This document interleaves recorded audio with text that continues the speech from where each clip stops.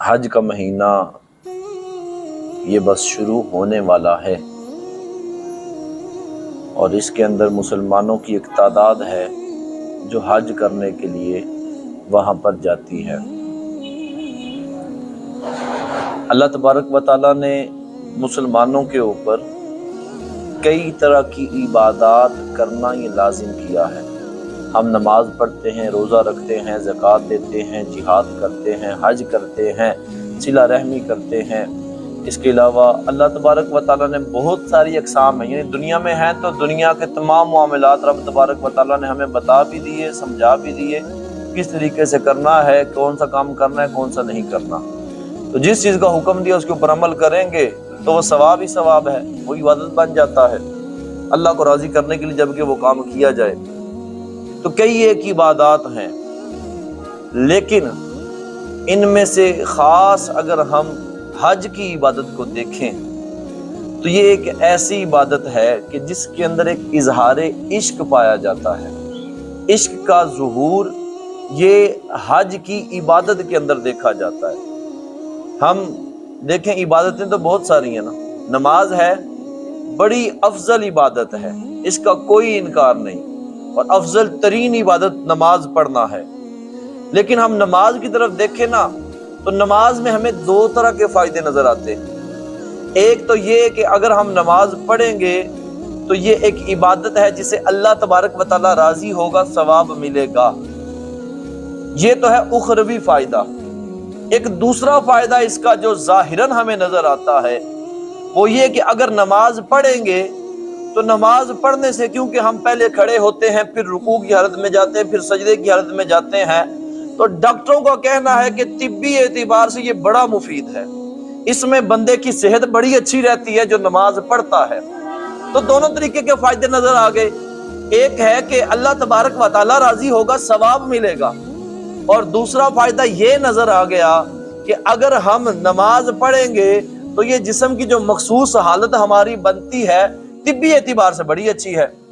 اچھا، ہم روزہ رکھتے ہیں، روزہ رکھنے کے اندر بھی اگر ہم غور کریں تو روزہ رکھا، ایک فائدہ تو یہی ہے کہ رب تبارک و تعالیٰ راضی ہو جاتا ہے۔ دوسرا فائدہ دنیاوی اعتبار سے ہم دیکھیں تو ہمارے جسم کو یہ بھوکا رکھنا سال کے اندر ایک مہینہ، یہ طبی اعتبار سے بڑا فائدہ مند ہے۔ ہمارا معدہ درست ہو جاتا ہے، کئی ایک بیماریاں ہماری چلی جاتی ہیں، ڈاکٹر بول بول کے کہتے ہیں کہ روزہ رکھنا چاہیے، اس سے بندہ بیمار نہیں ہوتا، صحت یاب ہو جاتا ہے۔ اچھا، اس کے علاوہ ہم زکوٰۃ دیتے ہیں، زکوٰۃ میں کیا ہوتا ہے؟ ایک تو وہی اللہ تبارک و تعالیٰ راضی ہوگا، دوسرا اسی زکوٰۃ سے ہمیں نظر آتا ہے کہ معاشرے کے اندر بڑے سارے بگاڑ یہ ختم ہو جاتے ہیں، جو فقیر ہوتے ہیں، غریب ہوتے ہیں، حاجت مند ہوتے ہیں، ان تک یہ ایڈ پہنچتی ہے، امداد پہنچتی ہے، پیسہ پہنچتا ہے تو ان کے حالات ٹھیک ہو جاتے ہیں۔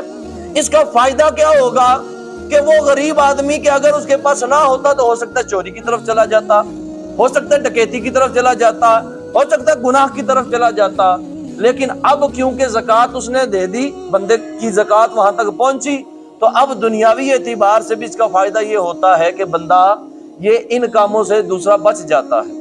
یہ جتنی ہم عبادتیں دیکھ لیں، ان سب کے اندر ہمیں دونوں چیزیں ہو سکتا ہے مل جائیں کہ رب کی رضا بھی نظر آ رہی ہے اور دوسری طرف دنیاوی فائدہ بھی کچھ نہ کچھ نظر آ رہا ہے۔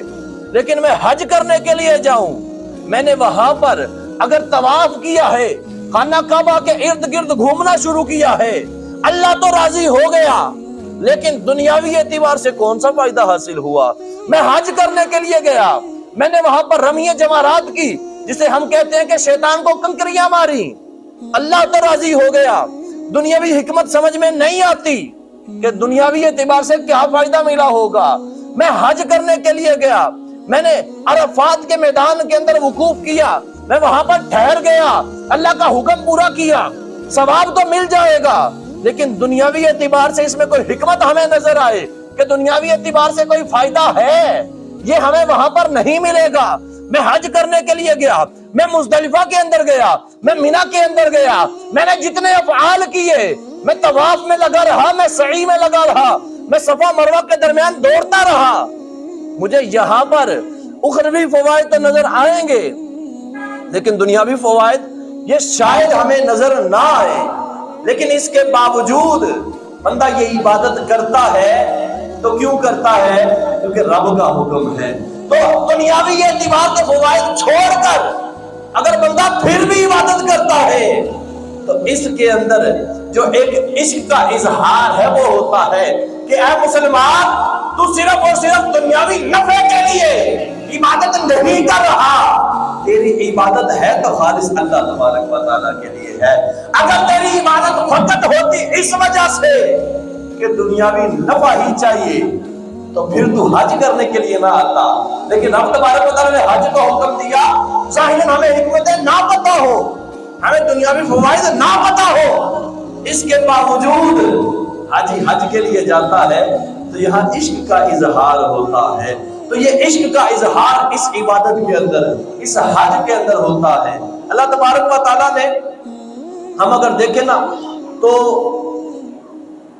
ہمیں دنیا کے اندر اپنے نیک بندوں کے ساتھ وابستہ رہنے کا بھی حکم دیا۔ حج سے ہمیں بڑا کچھ سیکھنے کو ملتا ہے، اسی کی طرف آنے لگا ہوں دوبارہ۔ اللہ تبارک و تعالیٰ نے اپنے نیک بندوں کے رستے کے اوپر چلنے کا حکم ارشاد فرمایا۔ ہم ہر روز نماز پڑھتے ہیں، دن میں 5 وقت پڑھتے ہیں، ہر رکعت کے اندر ہم سورہ فاتحہ پڑھتے ہیں، اس میں ہم یہ آیت پڑھتے ہیں اہدنا الصراط المستقیم، مولا جو سیدھا رستہ ہے، صراط مستقیم ہے، ہمیں اس پر چلا۔ صرف رب تبارک و تعالیٰ نے اتنا نہیں فرمایا، اس کے اندر مزید آگے رب تبارک و تعالیٰ نے سیدھا رستہ کن کا ہے وہ آگے بتا دیا، فرمایا صراط الذین انعمت علیہم، مولا ان کے رستے پر چلانا جن پر تیرا انعام ہوا۔ رب تبارک و تعالیٰ نے انعام یافتہ لوگوں کے رستے کے اوپر چلنے کا حکم ارشاد فرمایا ہے۔ جو رب کے نیک بندے ہیں، جو رب کے پاکیزہ بندے ہیں، جو رب تبارک و تعالیٰ کو راضی کرنے والے بندے ہیں، رب تبارک و تعالیٰ کا حکم ہے کہ ان کے رستے کے اوپر چلنا ہے۔ حضرت برا بن عازب رضی اللہ تعالیٰ عنہ صحابی رسول ہے، یہ حدیث پاک بیان کرتے ہیں، کہتے ہیں حضور صلی اللہ علیہ وسلم نے ایک مرتبہ ہم سے سوال کیا۔ سوال کیا تھا؟ حضور صلی اللہ علیہ وسلم نے ارشاد فرمایا ایُّ الایمان اوثق، ایمان کی کون سی رسی یہ مضبوط ہے؟ اب صحابہ کرام سامنے بیٹھے تھے، اپنے اپنے اعتبار سے جواب دیا ہر صحابی نے۔ کوئی کہتے ہیں کہ جی جو نماز ہے نا یہ ایمان کی سب سے مضبوط رسی ہے۔ حضور صلی اللہ علیہ وسلم نے ارشاد فرمایا کہ نماز بڑی بہترین عبادت ہے، مگر میرے سوال کا جواب یہ نہیں۔ کسی نے کہا کہ جی راہ خدا میں جنگ کرنا یہ ایک ایسی رسی ہے ایمان کی جو بڑی مضبوط ہے۔ حضور صلی اللہ علیہ وسلم نے ارشاد فرمایا کہ بڑی بہترین عبادت ہے، لیکن میرے سوال کا جواب نہیں۔ کسی نے زکوٰۃ کا کہا، حضور نے وہاں پر بھی یہی ارشاد فرمایا کہ بڑی بہترین عبادت ہے، لیکن میرے سوال کا جواب نہیں۔ پھر حضور صلی اللہ علیہ وسلم نے خود ارشاد فرمایا اوثق الایمان، کہ ایمان کی مضبوط ترین رسی وہ کون سی ہے؟ فرمایا الحب فی اللہ، اللہ تبارک و تعالیٰ کے لیے کسی کے ساتھ محبت کرنا۔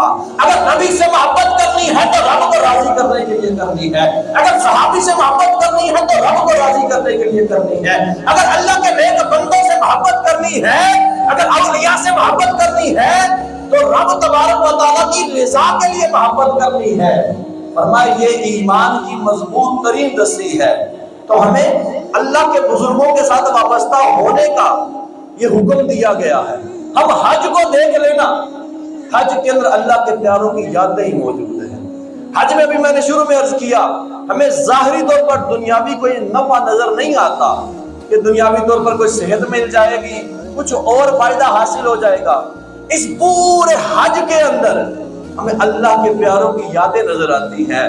اب پیاروں سے وابستہ ہوں گے تو پھر ان کے راستے پر چلیں گے۔ تو پیاروں سے وابستہ بھی ہونا ہے، جو اللہ کے انبیاء ہیں اور جو اللہ تبارک و تعالیٰ کے برگزیدہ بندے ہیں ان کے ساتھ وابستہ بھی ہونا ہے، ان کے راستے کے اوپر بھی چلنا ہے۔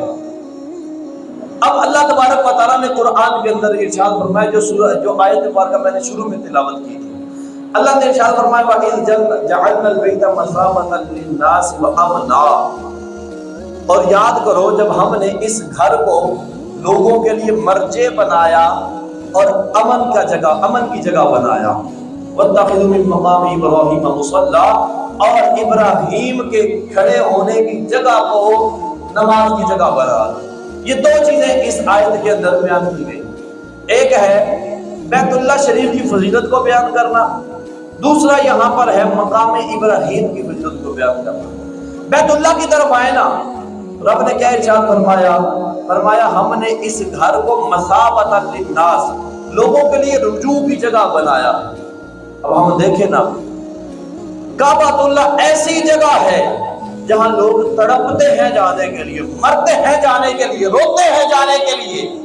वहां पर जाकर करना क्या है? हज करना है, इहराम बांधना है।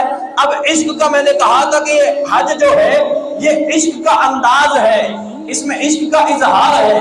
मेरे पास लाखों हो, मेरे पास करोड़ों हो, यहाँ पर मेरा जो सूट है वो 10-10, 20-20 हजार का हो, यहाँ मेरे पाँव में चप्पल हजारों की हो, लेकिन हज के लिए जाने लगा हूँ तो क्या 20,000 का 30,000 का सूट पहन के जाऊंगा? ना ना, अब बंदे मेरी बारगाह में आ रहा है, हज के लिए आ रहा है, ये कपड़े अब नहीं पहनने। तू होगा करोड़पति, तू होगा अरबोपति, अब मेरी बारगाह में आ रहा है ना, अब 2 चादरें पहननी है, बोला सिली हुई पहन लो। ना ना, पहननी है तो वो अनसिली पहननी है। अनसीत कपड़ा होवे, सिलाई हुआ ना हो, उसको सिलाई नहीं करवाना। अच्छा, अब इसके बाद मौला चप्पल अच्छी पहन लो, नहीं। हज के अंदर एहराम की हालत में बंदे के ऊपर लाजिम है कि चप्पल वो पहननी है कि पांव की हड्डी है ना ऊपर वाली, ये नजर आ रही हो, छुपे ना। तो इसका आसान हाल क्या है? कैंची चप्पल पा दो, ये आसान तरीन हाल। महंगी चप्पलें ना पहन, सस्ता माल पहन के आ जा, मेरी बारगाह में आ जा, बड़ा पैसा है तेरे पास। यहाँ इश्क का इजहार होना है, यहाँ नजर आएगा कि अब बंदे तो मुझसे मोहब्बत करने वाला है, आजा मेरे मैदान के अंदर, आजा बैतुल्लाह शरीफ के अंदर। तो बंदा बैतुल्लाह में जाता है, वहां पर क्या करना है? तवाफ करना है। तवाफ में क्या होता है? तवाफ के जो पहले 3 चक्कर होते हैं ना, इसकी तफसील मजीद है लेकिन मुख्तसर बयान करने लगा हूं। पहले 3 चक्करों में मर्द ने रमल करना होता है, थोड़ा सा जिस्म को अकड़ा कर और छोटे छोटे कदम लेने, तेज तेज चलना है। क्या वजह है? हुजूर ने ऐसा किया था, इस वजह से कर रहे हैं। जब हुजूर आए थे ना मदीने से मक्का की तरफ, तो जो कुफार थे उन्होंने कहा आपस में कि जी ये यसरब से आए हैं ना, माज़अल्लाह, यसरब उस वक्त कहते थे मदीना पाक को, कहा यसरब से आए हैं ना, तो ये अब कमजोर हो गया, सहाबा भी और हुजूर सल्लल्लाहु अलैहि वसल्लम भी। तो हुजूर तक जब ये बात पहुंची ना, तो जैसे पहलवान नहीं होते दुनिया के अंदर, अभी हमारे यहाँ पर पहलवान क्या करते हैं? छोटे कदम उठाना और थोड़ा जल्दी जल्दी चलना। हुजूर सल्लल्लाहु अलैहि वसल्लम ने इस अंदाज को अपनाया और वहां चल के दिखाया और सहाबा को हुक्म दिया कि मेरे सहाबा इस तरीके से चलना है। तवाफ के 7 चक्कर होते हैं, उनमें से 3 चक्कर हुजूर ने इस तरीके से लगाए। आज वो जमाना चला गया, 1400 साल गुजर गए, आज भी मुसलमान जाता है, उसके ऊपर ये लाजिम होता है कि बंदे जब जाना है मेरे नबी की अदा को यहाँ पर अदा करना है। जब तू तवाफ करेगा तो पहले 3 चक्कर जो है इनके अंदर से कहा जाता है रमल करना, रमल करके जाना है। करोड़पति होगा तो अपने घर के अंदर। अब यहाँ पर आया ना, तेज तेज थोड़ा जरा टुर के आ, तेज तेज आ जाओ, छोटे कदम लेके आ जाओ। यहाँ पर भागना है, हल्का भागना, तेज नहीं है, लेकिन वो जो अंदाज मैंने बयान किया इस तरीके से चलना है। तू होगा लाखों करोड़पति, आधा जरा सही नहीं करनी। बीबी हाजरा की आगे सुन्नत को अदा न करो ना। तो हजरत इस्माइल अलैहिस्सलाम वहां पर थे ना, पहाड़ के पास रखा हुआ था और पानी की तलाश में कभी इधर से उधर जाती, सफा से मरवा, कभी मरवा से सफा की तरफ। और रास्ते के अंदर कुछ जगह ऐसी थी जब पहाड़ छुप जाता था, हजरत इस्माइल अलैहिस्सलाम नजर नहीं आते थे, वहां से दौड़ना शुरू कर देती थी। आज भी वो सुन्नत जिंदा है। आज भी मर्द जब वहां पर जाता है, सही करता है, वहां पर जगह है जिसे मीलाने अफ्तारैन कहते हैं, ऊपर सब लाइट लगी हुई है, काफी पेंडा बनता है। हुक्म यह है कि मर्द जब यहाँ पर आएगा, अब अपनी टोर के साथ नहीं चल रहा, अब वहां की टोर नहीं चलानी, अब अपने मुल्क की टोर नहीं चलानी, अब अपनी जाती टोर नहीं चलानी, घर वाली टोर, दफ्तर वाली टोर नहीं चलानी। इधर आ गया ना, मेरी वो पाक बंदी है ना, यहाँ पर वो दौड़ी थी, अब बंदे आ गया ना, यहाँ पर दौड़ना है। अब तुमने अब वहां पर मर्द दौड़ता है। ये क्या है? ये इश्क का इजहार है, ये मोहब्बत का इजहार है। तो बैतुल्लाह शरीफ में बंदा जाता है, تو بیت اللہ شریف کا فرمایا اس کو رجوع کی جگہ بنایا ہے. جو ایک بار گیا تو کیا وہ کہتا ہے کہ ٹھیک ہے جی ایک باری ہو آیا تو کام ہو گیا؟ نہ، اللہ کی قسم روتے ہیں. جو نہیں گیا نا وہ روتا ہے، جو گیا ہے وہ دھاڑے مار کے روتا ہے. پہلے تو روتا تھا اس وجہ سے کہ دیکھا کچھ نہیں تھا، اب روتا ہے اس وجہ سے مولا دکھا لیا ہے، اب جدائی برداشت نہیں ہوتی، واپس لے چلنا. اب دعائیں کرتا ہے مولا واپس لے جا، دوبارہ عمرہ کرنے کا جی چاہتا ہے، مولا واپس لے جا حج کرنے کا جی چاہتا ہے، مولا واپس لے جا مدینہ دیکھنے کا جی چاہتا ہے. یہ کہاں سے چیز آئی؟ رب نے کیا ارشاد فرمایا؟ مثابۃ للناس. اس مکہ کو بیت اللہ کو ہم نے لوگوں کے لیے رجوع کی، لوٹ کر آنے کی جگہ بنا دیا ہے. دوسری چیز ارشاد فرمایا وَأَمْنَا، اور ہم نے اس بیت اللہ کو، اس حرم کو ہم نے لوگوں کے لیے امن کی جگہ بنا دی. اس کے کئی معانی علماء نے بیان فرمائے ہیں. امن سے کیا مراد ہے یہاں پر؟ اس کا ایک معنی یہ ہے کہ جو حرم کے اندر آ گیا نا عمرہ یہ حج کی نیت سے، نیکی کے لیے، رب کو راضی کرنے کے لیے، اب وہ بندہ عذاب نار سے بچ جائے گا، اب جہنم کے اندر نہیں جائے گا. جو یہاں پر آ گیا نا، حرم میں داخل ہو گیا، اب جہنم کے اندر نہیں جائے گا. یہ امن مل گیا اس کو، اب اس کو عذاب نہیں چھوئے گا. اور دنیاوی اعتبار سے بھی اگر بات کی جائے تو حرم کی جو حدود ہے اللہ تبارک و تعالیٰ نے وہاں پر کسی کو تکلیف دینا حرام قرار دے دیا. ہم شکار کرتے ہیں، دل کہتا چلو جی حرم نو ماریے، جب بٹیر نو ماریے تو فلاں چیز کا شکار، تو فلاں چیز کا شکار. یہاں پر بھی شکار کچھ نہ کچھ چلتا ہے. حرم کے جانوروں کا شکار کرنا حرام ہے، حرم کے جانوروں کے شکار کا کسی کو کہنا حرام ہے، حرم کے جانوروں کی طرف اشارہ کر کے کہنا کہ وہ دیکھو جانور، تو نے شکار کرنا کر لے، میں نہیں کر رہا تو دسنا اوپلوتے، یہ بھی حرام ہے. کیوں؟ یہ چیز حرم کے اندر آ گئی نا، اب یہ امن والی ہو گئی، اب اس کو اذیت نہیں دینی، اب اس کو تکلیف نہیں دینی، اب یہ سکون میں ہے، اب اس کو چھیڑنا نہیں ہے. یہ ہے رب تبارک و تعالیٰ نے ارشاد فرمایا کہ ہم نے اس گھر کو رجوع والا بھی بنایا کہ لوگ لوٹ کر یہاں پر آئیں گے. اور دوسری چیز ارشاد فرمائی کہ امن کا گھر بنایا. آگے اسی آیت کے اندر رب تبارک و تعالیٰ ارشاد فرماتا ہے وَاتَّخِذُوا مِن مَّقَامِ إِبْرَاهِيمَ مُصَلًّى، اور مقام ابراہیم علیہ السلام کے کھڑے ہونے کی جگہ اس کو نماز کی جگہ بنا دو. حضرت عمر رضی اللہ تعالیٰ عنہ کے متعلق آتا ہے کہ آپ فرماتے ہیں کہ ایک مرتبہ حضور صلی اللہ علیہ وسلم نے مجھے مسجد حرام کے اندر پکڑا، میرا ہاتھ پکڑا اور مجھے ایک سائیڈ پہ لے گئے اور مجھے ایک جگہ پہ جا کر فرمایا کہ یہ مقام ابراہیم ہے، یہ وہ جگہ ہے جہاں پر ابراہیم علیہ السلام کھڑے ہوئے تھے اور کعبہ کا یہ تعمیر کیا تھا.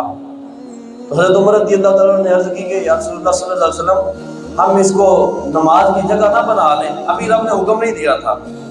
عرض کیا کہ یا رسول اللہ صلی اللہ علیہ وسلم ہم اسے نماز کی جگہ نہ بنا لیں. حضور صلی اللہ علیہ وسلم نے ارشاد فرمایا کہ ابھی اس کا حکم نہیں آیا. راوی بیان کرتے ہیں ابھی شام نہیں ہوئی تھی، رب تبارک و تعالیٰ نے یہ آیت نازل فرما دی وَاتَّخِذُوا مِن مَّقَامِ إِبْرَاهِيمَ مُصَلًّى، اے مسلمانوں ابراہیم علیہ السلام کے کھڑے ہونے کی جگہ کو نماز کی جگہ بنا دو. اب یہ مقام ابراہیم کیا ہے؟ یہ مقام ابراہیم وہ پتھر ہے یہاں پر کہ جس کے اوپر کھڑے ہو کر ابراہیم علیہ السلام یہ کعبۃ اللہ کو تعمیر کرتے رہے. آج وہ پتھر کیونکہ اللہ کے نبی کے قدموں کے ساتھ لگ گیا تھا، اس کو اتنی ویلیو مل گئی، اتنی قدر مل گئی، اس کا گریڈ اتنا اپ ہو گیا.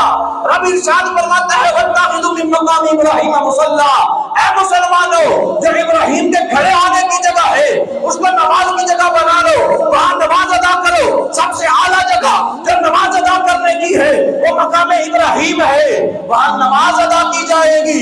میں کہتا ہوں حضرت ابراہیم علیہ السلام کے قدم جس مبارک پتھر پر لگ جائے وہ پتھر مصلی بن جائے، نماز کی جگہ بن جائے. میرے مصطفیٰ کے قدم جس زمین پر لگ جائے کیا وہ زمین شفا والی نہیں بن جائے گی؟ مدینہ کی سرزمین پر میرے نبی کے قدم لگے تو کیا وہ زمین وہ مٹی شفا والی نہیں ہوگی؟ حضرت ابراہیم کے قدم لگے مقام ابراہیم، وہ پتھر کے اوپر مقام ابراہیم بن گیا. یہ جو حجر اسود ہے یہ کہاں سے آیا؟ جنت سے آیا. مقام ابراہیم والا پتھر بھی جنت سے آیا. حضرت آدم علیہ السلام لے کر آئے نا، تو اب یہ حجر اسود کو لگایا گیا وہاں پر خانہ کعبہ کے اندر. آج بھی لوگ جا کر چومتے ہیں۔ یہ جو مقام ابراہیم ہے آج بھی لوگ زیارتیں کرتے ہیں، کوشش کرتے ہیں دیکھ لیں سنہری جالیوں کے اندر سے کہیں نظر آ جائے۔ مدینہ کی مٹی شفا والی کیا نہیں ہو سکتی؟ حضور صلی اللہ علیہ وسلم کے صحابہ یہ شفا والے نہیں ہو سکتے؟ اچھا باقاعدہ یہ لکھا ہوا ہے، حدیث کے اندر ہے، مفہوم بیان کرنے لگا ہوں۔ حضور صلی اللہ علیہ وسلم نے ارشاد فرمایا اگر مشرکین اس مقام ابراہیم کو نہ چھوتے تو یہ مقام ابراہیم اس کے پاس کوئی بھی بیمار آتا اس کو چھو لیتا، اس کی بیماری دور ہو جانی تھی۔ یہ مقام ابراہیم کی فضیلت بیان کی، مقام ابراہیم کو چھوا جائے بندے کی بیماری چلی جائے۔ یہ پتھر ہے جس کے اوپر قدم ابراہیم علیہ السلام کے لگے، اگر حضور صلی اللہ علیہ وسلم کے صحابی وہ کسی کو دم کرتے تو کیا بیماری نہیں جانی تھی؟ حضور کے اولیاء جو اس امت کے اولیاء ہیں اگر وہ کسی کے اوپر نظر کرتے، شفا دینے والی رب کی ذات ہے، شفا جو دیتا ہے وہ رب ہی دیتا ہے، لیکن وسیلہ بھی تو ہے نا۔ یہ پتھر یہاں پر مقام ابراہیم وسیلہ ہی تو ہے، اگر یہ تو پتھر ہے۔ حجر اسود ہے نا، حجر اسود کو حضرت عمر رضی اللہ عنہ بوسہ دیا کرتے، چوما کرتے اور ساتھ میں کہا کرتے کہ حجر اسود میں جانتا ہوں تو ایک پتھر ہے، تو نہ کسی کو نفع دے سکتا ہے نہ نقصان دے سکتا ہے، لیکن تجھے چوم اس لیے رہا ہوں کیونکہ میرے سونے نے تجھ کو چوما تھا، تو میرے سونے نے میرے پیارے نے چوما، تجھ کو چوم رہا ہوں۔ بذات خود اگر کسی کے بارے میں کہا جائے تو ہم نفع نقصان والے نہیں ہیں، اللہ ہی ہے جو نفع دیتا ہے، لیکن رب تبارک و تعالیٰ نے وسیلے تو بنائے ہوئے ہیں نا۔ آج ڈاکٹر کے پاس دوائی لینے کے لیے کیوں جاتے ہیں؟ گھر بیٹھے سے دعا مانگتے رہو نا کہ مولا صحیح کر دے، رب ہر چیز پر قادر ہے، کر سکتا ہے، لیکن ڈاکٹر کے پاس جاتے ہیں، پیناڈول کی گولی کھاتے ہیں، کہتے ہیں سر تو ٹھیک ہو گیا، پیناڈول کی گولی کے اندر شفا ہے، اللہ کے نیک بندے کی بھوک کے اندر شفا کوئی نہیں، ایسا نہیں ہو سکتا۔ تو اللہ تبارک و تعالیٰ نے اس آیت کے اندر بیت اللہ شریف کا بھی ارشاد فرمایا، اس کی دو فضیلتیں، رجوع کی جگہ، امن کی جگہ، اور مقام ابراہیم کی فضیلت کو بیان فرمایا۔ اور ایک آخری بات یہاں پر بیان کرتا چلوں، یہ مقام ابراہیم جو یہ پتھر ہے نا، اس کے اوپر ابراہیم علیہ السلام 3 مرتبہ کھڑے ہوئے تھے۔ ایک مرتبہ حضرت اسماعیل علیہ السلام سے ملنے گئے تو اس وقت کھڑے ہوئے تھے، دوسری مرتبہ جب تعمیر کر رہے تھے اس وقت کھڑے ہوئے، تیسری مرتبہ جب تعمیر کر چکے نا کعبۃ اللہ کو، اللہ تبارک و تعالیٰ کا حکم ہوا کہ ابراہیم لوگوں میں اعلان کر دو حج کا، تو حضرت ابراہیم علیہ السلام نے اس مقام ابراہیم کے اوپر کھڑے ہو کر آواز دی تھی، حج کا اعلان کیا تھا۔ علماء بیان فرماتے ہیں کتابوں کے اندر یہ لکھا ہوا ہے کہ جس نے بھی قیامت تک جتنے بندے آنے والے ہیں سب نے آواز سنی اور ماؤں کے پیٹوں کے اندر، پشتوں کے اندر انہوں نے جواب دیے، جس نے جتنی مرتبہ لبیک کہا تھا اتنی مرتبہ حج کے لیے حاضر ہو جائے گا، جس نے 1 مرتبہ کہا 1 مرتبہ جائے گا، جس نے 1 مرتبہ سے زیادہ مرتبہ کہا وہ 1 سے زیادہ مرتبہ حج کے لیے جائے گا۔ کتنے ہیں جو حج کو جا چکے، کتنے ہیں جو ویٹنگ لسٹ میں بیٹھے ہوئے ہیں کہ ہم بھی جائیں گے۔ اللہ تبارک و تعالی ہمیں اس پاک در کی بار بار حاضری نصیب فرمائے، آمین بجاہ نبی الامین صلی اللہ علیہ وسلم۔